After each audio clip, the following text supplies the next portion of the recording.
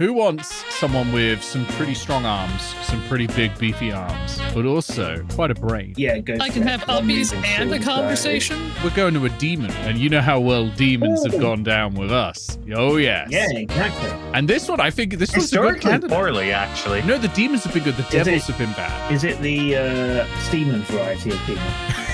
It could be a seaman demon if you want. Here we go, the Glabrezu. Pretty good, right? The little extra pair of arms to cuddle you. To hold you in place and fist you. Yeah, they can cast fly on you as well, so you can go flying. I don't know, I think they're pretty hot. They're like, what if a kobold got ripped? And slightly became a crab. It's the dude from Ring Fit. I mean, personalization is a real thing. We all move evolutionarily towards crab. It's inevitable. We will all be crab one day. Not Lovecraft. Wells knew. Love crab. I do love crab. They're very tasty. Good smash. The Glabrezu takes great pleasure in destroying mortals through temptation. Yep. Good smash. Oh, smash. Tempt me into a I'm on the fence, but I'm gonna go for smash. I have my concerns, but I'm willing to find out. Honestly, though, I think like it would just be like really hot if it would like grab me by the neck by one of those pincers and like lift me up in the air. Oh, they would do that. They prefer to tempt victims into ruin instead of engaging them in combat, though they are devastating in combat as well. They'll use power or wealth as a lure. They'll engage in guile, trickery, and evil bargains. This is like the sort of stereotypical devil, but it's not a devil, it's a demon. They can really fuck you up. This is a CR9 creature, so it's pretty spicy. That pincer is going to, it's going to do 2d10 damage each time it hits. I'm fine with getting ruined. And it makes 4 attacks with them? Spicy. Yeah, destroy me. I'm here for it. Oh, it will destroy you, and yeah, I think you'll love it. It can cast spells, it can cast darkness, detect magic, dispel magic. So, you know, if you need a bit of privacy for a quickie, you could do that in the middle of the Tesco car park in broad daylight. I was just going to say. Another one for the car park. Another one. Another one in the Tesco. And confusion and fly and power word stun. But you're so confused. What you don't realise, it's an Audi. This stream is sponsored by Tesco. It's not really. Just before Tesco decide to go, what? Monster fucking in our name? From I'll fight you behind Tesco to I'll fuck you in front of Tesco. Honestly, that's more of a power move. But like, as we all know, the CEO of Tesco is an avid His Cursedness stream watcher. Yeah, always here. The CEO of Tesco. I thought you were going to say an avid monster fucker, and I was going to say we got to invite him on for a stream. Ken Murphy, Irish business executive and chief executive of Tesco. You love it here. Nick, I'm begging you to send a formal invite, even if it gets rejected, just to see what they respond with.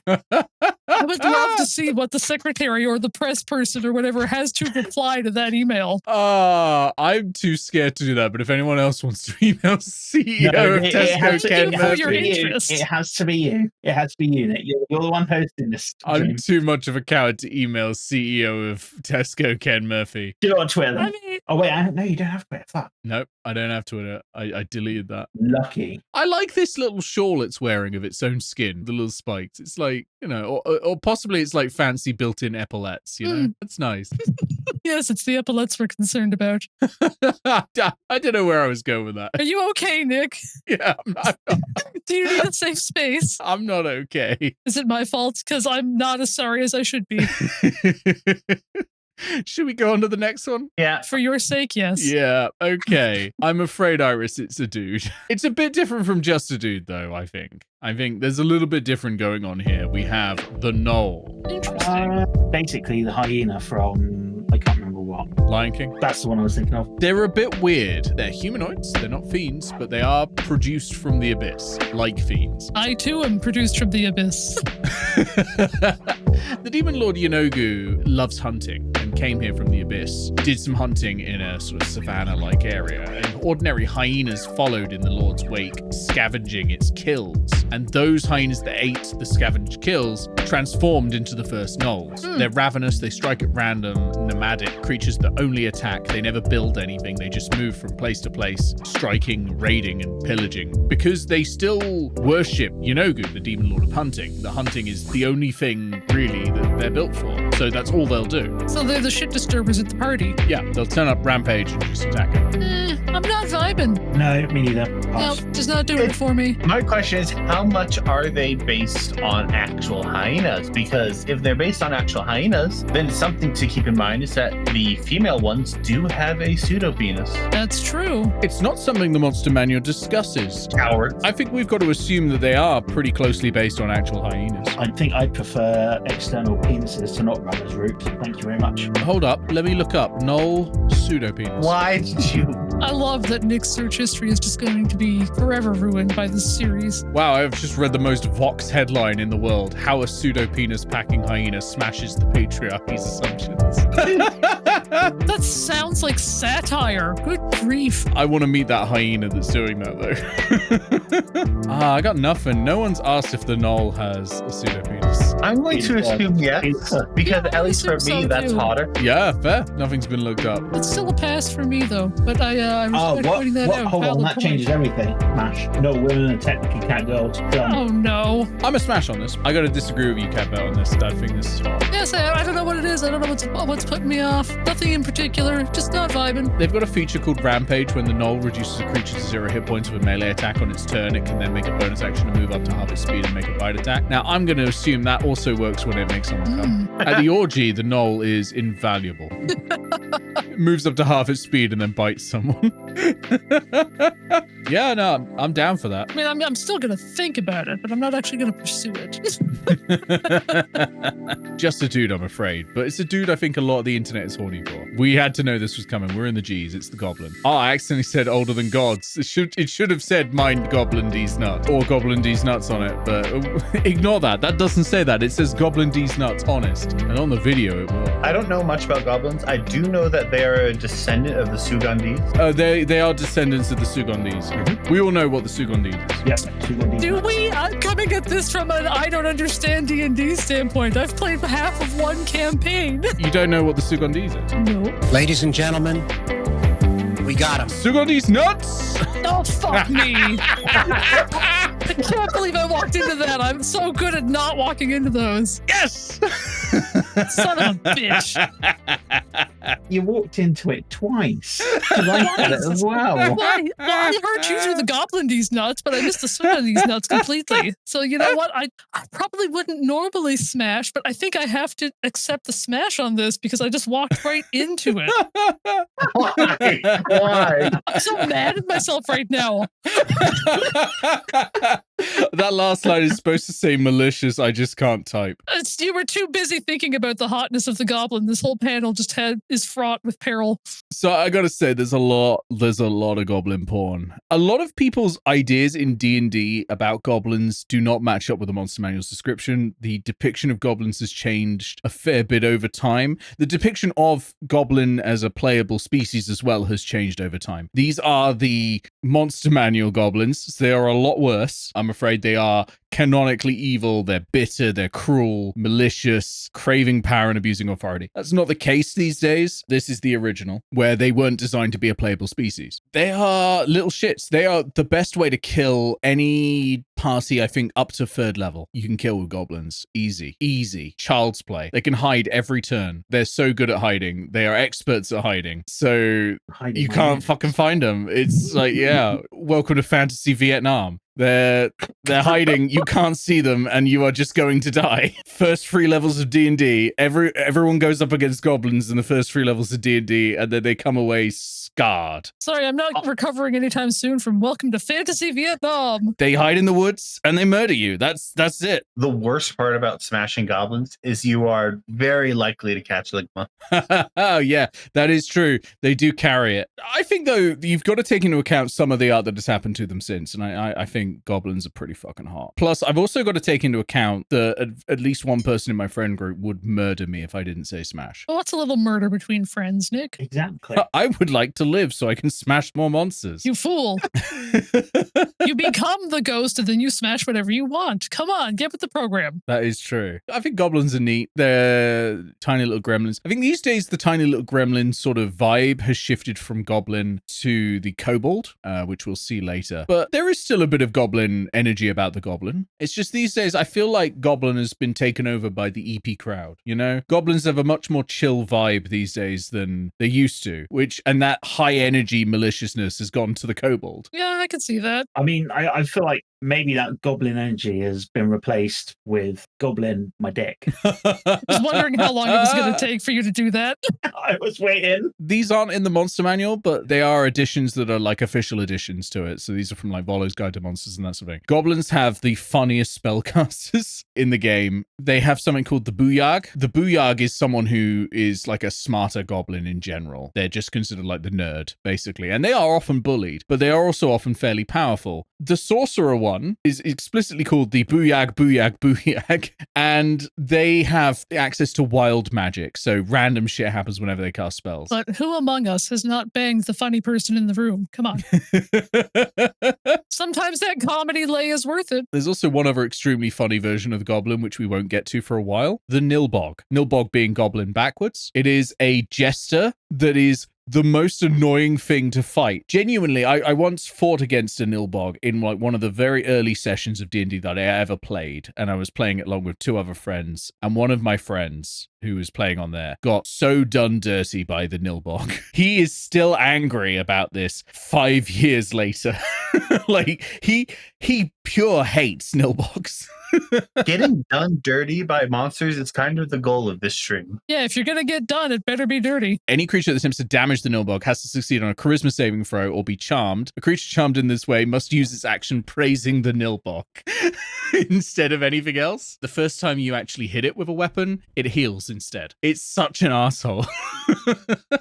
They're the worst. I love them. Probably a great fuck. Probably amazing. Who among us doesn't want to fuck the Joker? And that is what they are. Something inside my body just atrophied at that comparison. I presume the sequel to, the Joker Part 2 is called Folie à Deux. I presume the third one is going to be called Ménage à Trois. I hope so, anyway.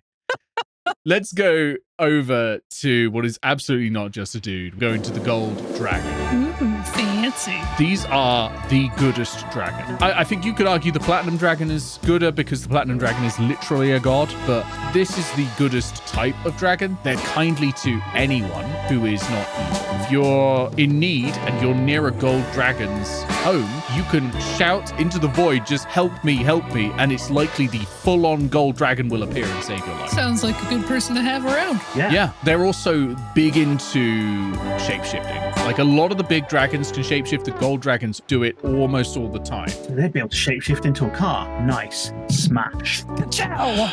Oh, no. Gold dragons, though, won't reveal their original form to you if they're in disguise. They will remain in that form. But they might, for example, turn into a peddler and visit a town to catch up on local gossip and patronize honest businesses and that sort of thing. Lend a helping hand. But they might turn into an animal and befriend a lost child or a wandering minstrel or an innkeeper or something like that and serve as a companion for up to weeks before returning home. Will they befriend a car? They would probably befriend a car, yeah. If they turn into a dog for weeks and then I end up with a pet dog and then they leave, I'm gonna be way sadder than when I started with no dog. I gotta say, they are like the reverse Zeus. They're turning into like a swan, but it's not to fuck you, just to like be your friend for a bit. Although the swan would be a terrible choice because no one's befriending a fucking swan. Those things are vicious. Yeah, I had 2 friend swans once, and that's not a joke. That's actually a thing. This is again one of the top tier most KatBat sentences I've ever heard. There's a park here, and for years they had 2 swans that stayed in the park. And they were pretty hostile, but they would eat seed out of my hands. And they would come to me if like children were being mean to them. Oh wow, that's incredible. They were like my friends, and then they died of bird flu and I was sad. But they were good while they were alive. And they were a gay swan couple, if I remember correctly. They were both males and they used to set up like a little nest and just amazing. In Britain, we have a general vibe of don't you dare go fucking near the swans. It's not because the Queen owns them all, although yes, technically the Queen owns every swan in the UK, but specifically Owned. That's 10. well, not the Queen anymore. She's fucking dead. she's controlling from beyond the grave. Yeah, but specifically because they will fucking break your leg. They'll fucking go for you. Technically, would Elizabeth have owned all of the swans in all of the Commonwealth nations? I don't know.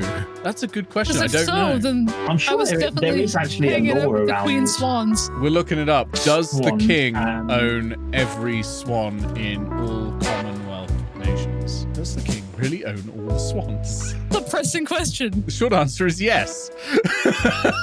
Oh no, only England and Wales. The Scottish swans are independent. Sounds about right. Yeah. The Scottish swans voted for independence. Go out and just take a swan home and cook it, because you can. Okay, so Cook it.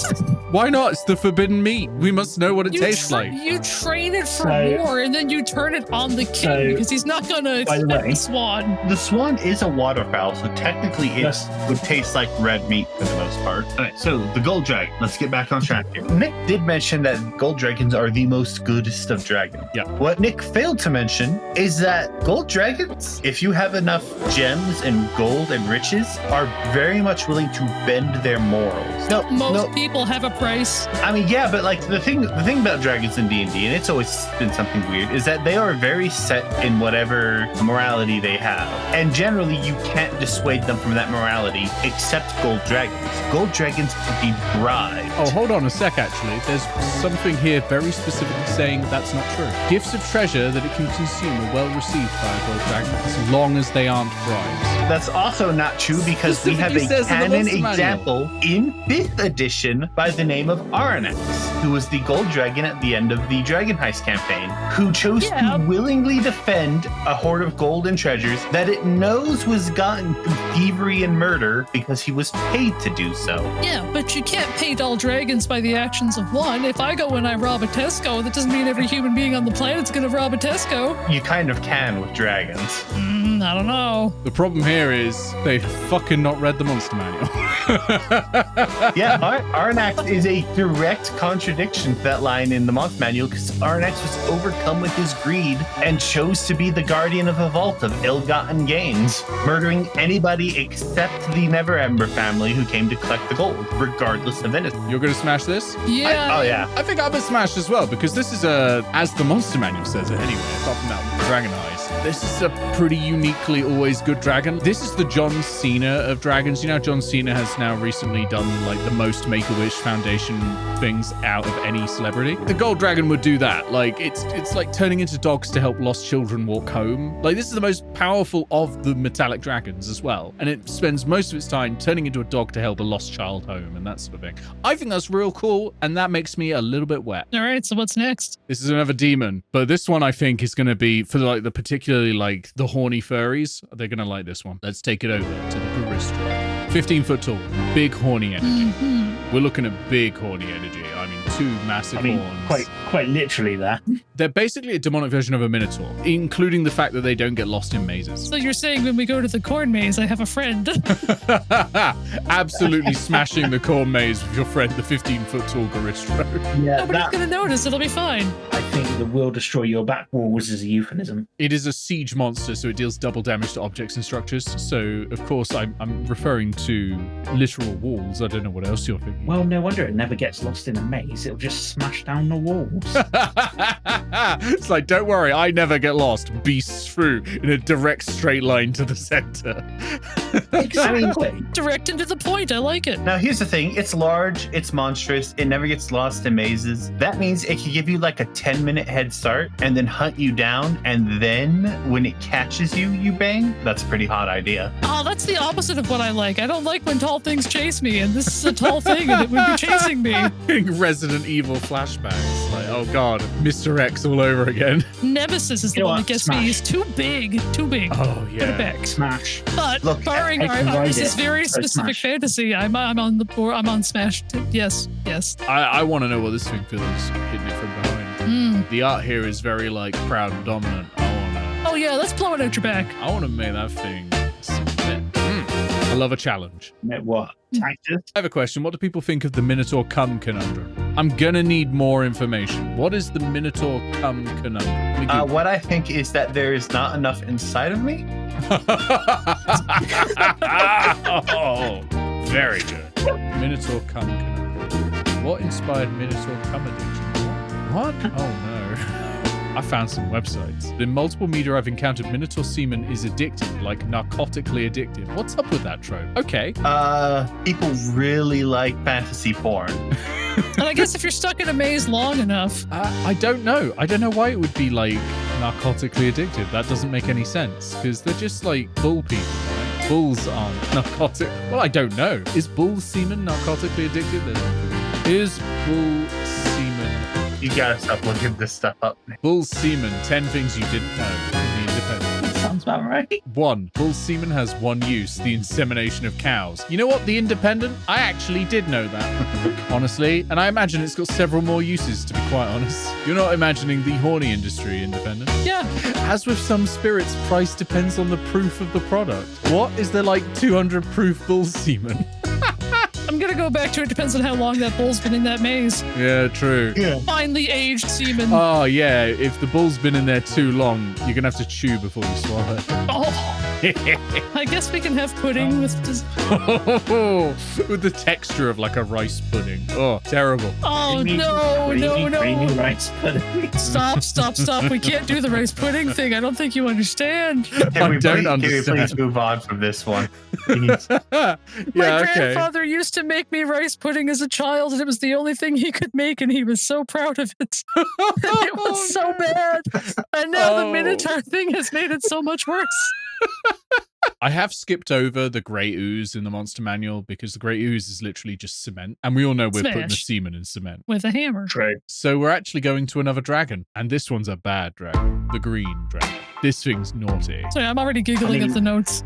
Green also goes with red, and Lightning McQueen is red, so smash. Okay. I disagree that green and red go nicely together. They have to be the right shades. It's real they are touch and go. You risk looking like a Christmas elf. Green and red are quite literally complementary colors. Exactly. Yes, in the So right they complement shades. each other all the time. No, I mean, like, by definition, they are complementary colors. Yeah, but I understand. I'm with KatBat on this. I think you'll look like a Christmas elf. Color Yeah, theory that's is fine. not just one blank slate of these colors match. That is absolutely fine. So, any questions? It's a dragon. I have one. How many dicks does it have? I think this one only has one. Okay. Because we had this whole discussion previously. Stalker, as in the very literal depiction of a stalker. The green dragon stalks his victims as it plans its assault, sometimes shadowing them for days. Well, that's pretty direct. I think I'll pass on that.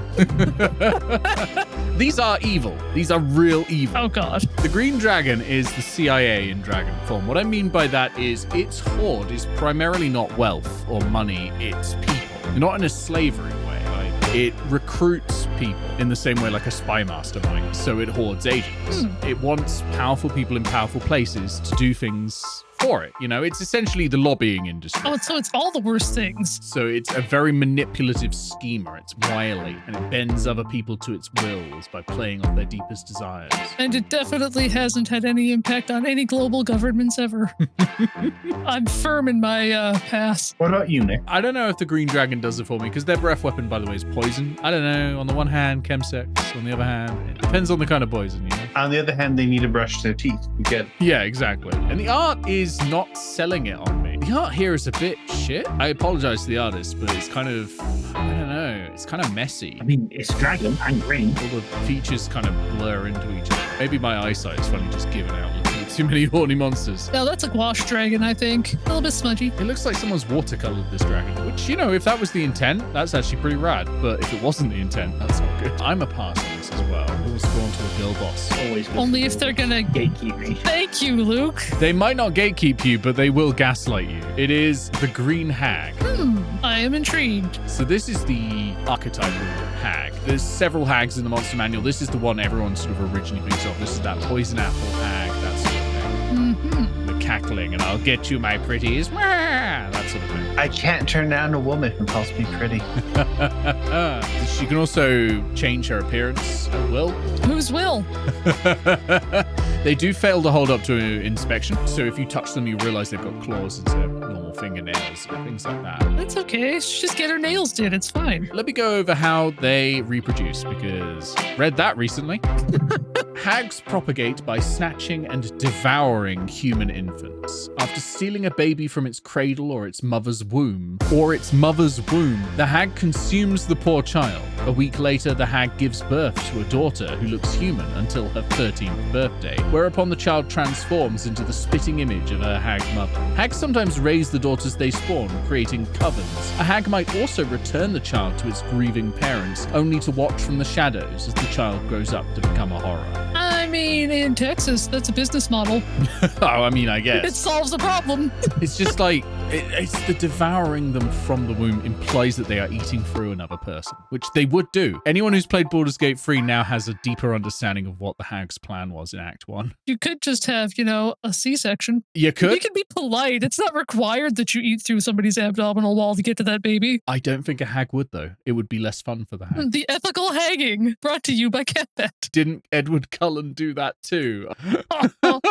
Didn't he cesarean Bella with his teeth? And then didn't Jacob just be like, yep, that's my baby now, but not for the reasons you'd hope? I hate Twilight so much. I refuse to acknowledge Harry Potter fan fiction, so I'm good. I don't think that's Harry Potter fan fiction. That's fucking Twilight. Yeah, that's what. Yeah. Twilight was Harry Potter That's- fan fiction initially. Oh, yeah. And then 50 Oh, Shades of Grey was Twilight fan fiction. And I'm sure there'll be some 50 Shades of Grey fan fiction that makes it big, and we'll just continue. Just keep falling, hitting every branch on the tree on the way down. Yeah. Eventually, we'll go full circle, and Harry Potter will be fan fiction of some other book somehow. I mean, at this point, it's already a parody of itself, so I think we're good. Yeah. I'll risk it for the hag. Smash. Knowing that, she can't get pregnant, I'm down. Might get assistants involved. Fantastic. Can't get pregnant? Not so much. Takes the risk out of the breeding kink. Imagine the hag is giving you head, I need a moment. and then it does its like cackling. Imagine how that. Oh, yeah. This is something you bring up a lot, actually, I've noticed. I've been editing Smash or Pass, and you were saying exactly the same thing for the Demi-Lich, but for a Skeletor. Yeah. Iris has specific wants I'm not saying you're wrong. and though. needs. Fuck it. I'm going to smash. Yeah. Hell We're, yeah. we're all up for it. I think as we've gone on, we've gotten a lot less picky as well. I mean, I've never been picky in the first place. Although it might also be because Goggles isn't here, and Goggles is definitely the pickiest smasher of all of us, apart from apparently when bronchitis hits, because that was some horny chat messages, Give Goggles bronchitis 2024. just constantly, nothing but bronchitis. The other interesting thing about hags, this is just a sort of mechanical thing, but hags, they get together in covens. When they're together in covens, they actually get additional spellcasting they can do. The fact that they're all together gives them more power. Team players. They also have, like dragons have, they have regional effects. I didn't actually go into the gold dragons one, but the hags, birds, rodents, snakes, spiders, or toads are found in great number. Beasts that have an intelligence score of 2 or lower are charmed by the hag and will become directly aggressive to intruders. There will be strange carved figurines, twig fetishes, or ragdolls magically appearing in the trees. And trees will transform into awakened trees that attack when hostile intruders are near. And as we all know, awakened trees are a Harkness test pass. For some reason. Well, they've been awakened. They've been given sentience. The Blair Witch was a hag. Absolutely. All witches, in the sort of the negative sense of the witches anyway, all of the more sort of folk horror witches are hags in D&D. Let's move on to something that's very much not a person. I feel like we're itching for something really fucking weird because it's been a while. We've had some pretty normal monsters, like, dragons aren't, but we've had a lot of dragons. We've seen all this, right? Let's go to something weird. Let's go to the Grell. Oh, It raises questions. well, that hello. certainly is something that exists. The Dark Academia flump has entered the chat. Also, I don't know why I say academia like it's macadamia nuts. I don't know why, it's just stuck in my head. This is the flump that tells you to do your own research and then gets mad when you actually research things instead of just listening to them. Yes! Cite your sources, not those sources. Absolutely. Yeah. You know what? Tentacles and a bit of a brain, quite literally, would. Those tentacles will poison and paralyze you, by the way, but they'll also grab onto you. Yeah, but that's all more fun. Those things on the end of its tentacles, they look less like spikes and more like brushes. They do a bit, don't they? I feel like that's less horrifying to me, visually. I could clean my straws with this. Yeah, they look like a pipe cleaner or a bottle brush, right? Hey, It's baby, texture want to for your clean my pleasure. pipes? If you've been a bit constipated, one of these could sort you out. We're all thinking Hot. it. No, we aren't, but True. we respect you for sharing. Now that you say it, true. Yeah, we can't unthink it. So these only speak Grell, but they do speak. They have an intelligence of 12 because, they're all brain. Yeah, I'm giving it a pass. Fair enough. Too brainy looking. It's not doing it for me. They're alien predators from beyond the stars. They categorize other creatures into 3 groups. edibles, inedibles, and great eaters, Well, I think I made a good call then. who are those rare creatures that might prey on a Grell. They'll eat anything in the edible category, and they'll have no compunction about attacking creatures they classify as edible, including humanoids. I don't trust them. I think I made the right choice to not fuck this. Yeah, those tentacles are all made of muscle, by the way. They're quite posable. I'm kind of a yeah on this. I'm curious. Yeah. Just curious. Which part makes you curious? Give us details. I'm looking at the picture just thinking, like, how am I going to fuck this? This seems like a challenge. I like that. This seems like a challenge. Yeah, you know, and I'm not one to turn down a challenge. I feel like I'd have best luck with a mouth, even though the beak is a little concerning. The under half of the beak there, that little protrusion there, that could sort out, you know, your grundle. And I'm big on the grundle, as we all know here. I mean, you could probably wrap a blanket over the top half of the beak just to keep the sharp points off. Just don't cover up the nose holes. I'm worried about accidentally getting paralyzed while having sex, but I worry about that anyway. I'm not that supple, and if I fall, that's it for me. Sometimes you got to take that risk. I think I'm a smash. I think this is an intriguing proposition. That's a yeah for me. Get it. Get that supple something or other. Let's go over to another fucking weird one. This is a hardness test failure, but it's a pretty interesting monster. We go over to the Grick. Oh, Yeah. I don't know how I feel about that immediately. I can't decide if I love it or hate it. Immediate smash from Iris. It's a weird one, isn't it? It's got like the predator mouth, but it's also got a beak, Yeah. but it's also a big worm. Like, Also, this is- functioning tentacle time. You know what, Wood? When it comes to my attraction of monsters, this is hitting a lot of the right checkboxes. Yeah, that's fair. Like, in the end, my ideal monster remains Yagharoth from Yeah. the game Paladins. Of course. This is kind of close. Every time you mention Yagharoth, by the way, in the video edit, I go and find a picture of Yagharoth from Hiroshima Paladin, put it on the screen with a couple of red question marks, and then slide it back off again.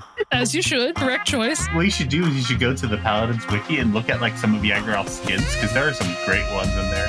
Okay, I'm going to have to do that now, and there'll be even more red question marks on there. So what happened with monster design early on, I think it was for the first monster manual, is Gary Gygax bought a load of budget fantasy miniatures, because there weren't that many fantasy miniatures around. Ah. Because D&D it wasn't the first, but it was one of the first major fantasy products which involved miniatures. There were a couple others, but they weren't anywhere near as big as D&D became. So bought a load off of, I think, the local equivalent of eBay, basically, at the time in the 70s. And what arrived was some really like weird shit that didn't make any sense. He's looking at it and he's like, I don't know what this is. So he would interpret that into a monster. That's where owlbears came from, for example. Oh. That's where that idea came from. He was looking at it like, it looks like a bear, but it also has a bit of a beak. What on earth is going on with this messed up miniature? So he would interpret them, which I think is a nice way of doing it, really, just to sort of look at something and try to creatively create something. I feel like that's where this monster came from. Somewhere, a devastated sculptor doesn't know if they should be flattered or insulted. I'm going to look up what edition the Grick was introduced in, because if it wasn't first edition, I will be very surprised. But yeah, I think I'm pro Grick. This has a lot of versatility, a lot of options right here. Third edition. Oh my God, I owe someone an apology.